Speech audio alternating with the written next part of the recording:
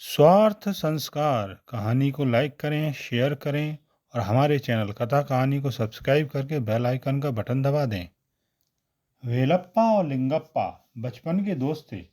वे दोनों जमींदार के कार्यालय में काम करते थे। हम उम्र होने के कारण उनके विवाह भी लगभग एक ही वर्ष में हुए। अब उनके बच्चे भी उम्र में बराबर थे और कक्षा के साथी तथा मित्र थे। एक दिन काम के बाद लिंगप्पा जब घर पहुंचा तो उसने अपने बेटे संबा को किसी बात पर अपनी माँ से बहस करते देखा। लिंगप्पा ने बेटे को पैसे मांगते हुए सुना ताकि वह अपने जन्मदिन पर स्कूल में अपनी कक्षा के दोस्तों को मिठाई बांट सके। अगले दिन उसका जन्मदिन था। क्या हम करोड़पति या अरबपति हैं जो जन्मदिन इतनी भव्यता से मना सकें? तुम अपनी माँ से वह चीज़ पकाने को कह सकते हो जिसे खाने की तुम्हें बहुत इच्छा हो, लिंगप्पा ने चिढ़ते हुए कहा। संबा ने पलटकर जवाब देते हुए पूछा, उस दिन आपके मित्र के बेटे शंकर ने कक्षा के सभी साथियों को अपने जन्मदिन पर मिठाई बांटी थी। क्या वे इतने अमीर हैं? लिंगप्पा समझ गया कि अपने बेटे से उलझने में कोई फायदा नहीं, इसलिए उसने संबा को ललचाते हुए कहा, हर एक के लिए मिठाई खरीदने में पैसे बिगाड़ने की जगह उस पैसे को मैं तुम्हारी पसंद का खिलौना खरीदने में लगाऊंगा। अब यह बात संबा को अच्छी लगी, अतः वह मान गया। उसके बाद वह अपने पिता के साथ बाजार गया और अपनी पसंद का खिलौना खरीदवाया। दिन गुजरते चले गए। संबा अपने पिता से हमेशा कहा करता था कि किस तरह उसका मित्र शंकर अपने मित्रों की मदद करता था और वह भी यही करना चाहता है। ऐसी इच्छा प्रकट करता था। वह पैसे मांगता रहता था जिससे वह अपने मित्रों की मदद कर सके। लिंगप्पा को संबा का मन बदलने के लिए पुरानी बातों का सहारा लेना पड़ता था। तोहफे दे देकर वह उसका ध्यान उधर से हटाना चाहता था। एक बार लिंगप्पा ने अपने मित्र वेलप्पा को भी ये बताया कि किस तरह उसके बेटे के व्यवहार ने उसे परेशानी में डाल रखा है। वेलप्पा, लगता है तुम्हारा बेटा अपने सब मित्रों की मदद करके दिखावा कर रहा है।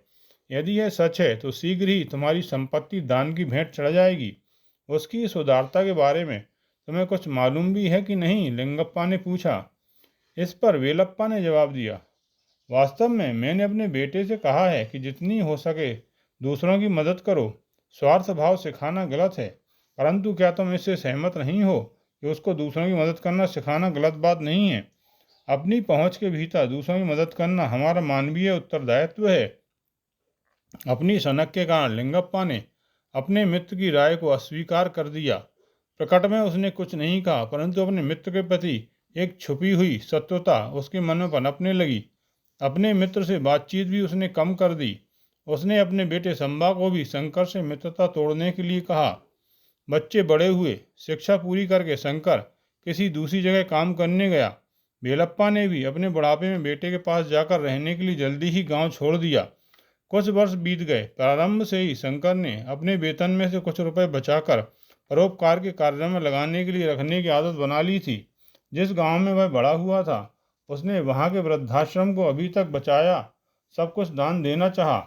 इस बारे में उसने अपने पिताजी से बात की। यह सुनकर बिलप्पा को बहुत प्रसन्नता हुई। उसने अपने बेटे से कहा, जिस गांव में रहकर तुम बड़े हुए वहां किसी अच्छे उद्देश्य के लिए सहायता करना अपनी मातृभूमि के लिए आभार प्रकट करने जैसा है। इससे तुम्हें अपार संतोष मिलेगा। शीघ्र ही उन्होंने अपने कहे पर अमल किया। बेलप्पा और शंकर तुरंत गांव गए और वहां उस वृद्धाश्रम को देखने पहुंचे। वृद्धाश्रम में प्रवेश करते ही एक आकर्षक खिलते हुए बाग ने उनका स्वागत किया। दूसरी ओर एक बगीचा था जिसमें विभिन्न प्रकार के फलों के वृक्ष थे। बगीचे में कुछ वृद्ध लोग काम कर रहे थे। बेलप्पा बगीचे में जाना चाहता था, इसलिए उसने अपने बेटे को वहां के व्यवस्थापकों से मिलने भेज दिया और स्वयं बगीचे की तरफ गया। वहां उसने एक वृद्ध को देखा जो पौधों में पानी देने के साथ साथ पूरी तरह से खिल चुके फूलों को तोड़ तोड़कर एक फूलों की डलिया में रखता जा रहा था। आप इन पौधों की इतने प्यार से देखभाल कर रहे हैं जैसे कि अपने स्वयं के बच्चों की देखभाल कर रहे हों। यह सेवा पूरी मनुष्यता को लाभ देगी। ईश्वर आपको दीर्घ और स्वस्थ जीवन प्रदान करें, वेलप्पा ने वृद्ध से कहा। यह सुनकर उस व्यक्ति ने देखने के लिए सिर उठाया, क्योंकि आवाज़ उसे जानी पहचानी सी लगी। बेलप्पा ने उसे पहचान लिया। वह लिंगप्पा था। बेलप्पा ने प्यार से उसे गले लगा लिया। लिंगप्पा ने भी उसी प्यार से उसे बाहों में भर लिया। तुम यहाँ कैसे आए? लिंगप्पा ने बेलप्पा से पूछा। बेलप्पा ने अपने आने का कारण बताया। व्यवस्थापकों ने मुझे एक उदार दानदाता के लिए माला बनाने को कहा था, जो आज आने वाले हैं। मुझे बड़ी प्रसन्नता है कि उन फूलों से बनी हुई माला, जिन्हें मैंने संभाला था, एक योग्य व्यक्ति की शोभा बढ़ाने वाली है। लिंगप्पा ने प्रसन्न होते हुए कहा, यह मेरी महानता नहीं, ईश्वर की इच्छा है, जो मेरे द्वारा पूरी की जा रही है। इस उम्र में समय बिताने के लिए तुमने जो काम चुना है, वह मुझे बहुत पसंद आया।